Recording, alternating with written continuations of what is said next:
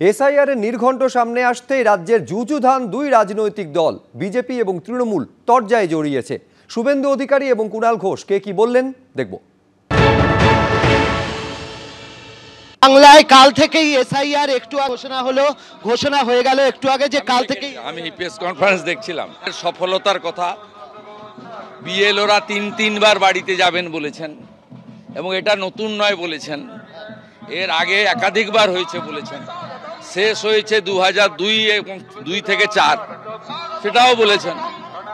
অর্থাৎ স্বাভাবিকভাবে পশ্চিমবঙ্গে মৃত ভোটার, অবৈধ বাংলাদেশি অনুপ্রবেশকারী মুসলিম ভোটার যারা অভারতীয়, ভুয়া voter, triple entry, double entry, এদের বাদ যাবে। এটা ভালোই। পরিচ্ছন্ন ভোটার তালিকায় নির্বাচনের সবচেয়ে বড় হাতিয়ার হওয়া উচিত। আমরা জানি এর মধ্যে চক্রান্ত বা হয়রানি বা বাদ দেওয়ার চেষ্টা থাকলেও থাকতে পারে, কিন্তু যদি কারুর কোথাও কোনো সমস্যা বলে মনে হয়, কেউ কোনো রকম আইন বহির্ভূত বিজেপির প্ররোচনায় পা দেবেন না। তৃণমূল কংগ্রেস কোনো হিংসাত্মক প্রতিবাদ সমর্থন করবে না। যদি কাউকে কোথাও বাদ দেওয়ার চেষ্টা হয়, যদি দেখা যায় মানুষকে হয়রান করা হচ্ছে, সেক্ষেত্রে সাংবিধানিকভাবে আইনের সাহায্য নিয়ে যথাযথভাবে প্রতিবাদ হবে।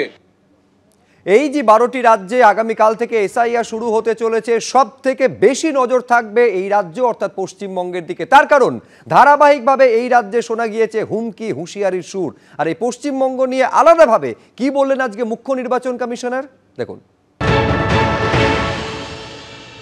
स्पष्ट करना चाहता हूं कि संविधान के अंतर्गत हर संवैधानिक संस्था को अपना दायित्व निभाना होता है।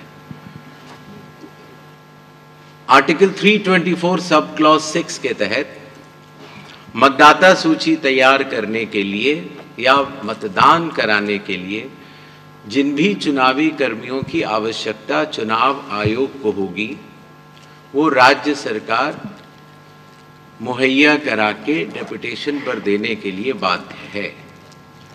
इसी तरीके से कानून व्यवस्था की जो आपने बात की, वो राज्य सरकार की संवैधानिक जिम्मेदारी है और मुझे इसमें कोई भी संकोच नहीं है कि हर राज्य सरकारें चुनाव आयोग की तरह ही अपनी पूरी संवैधानिक दायित्व का निर्वहन करें।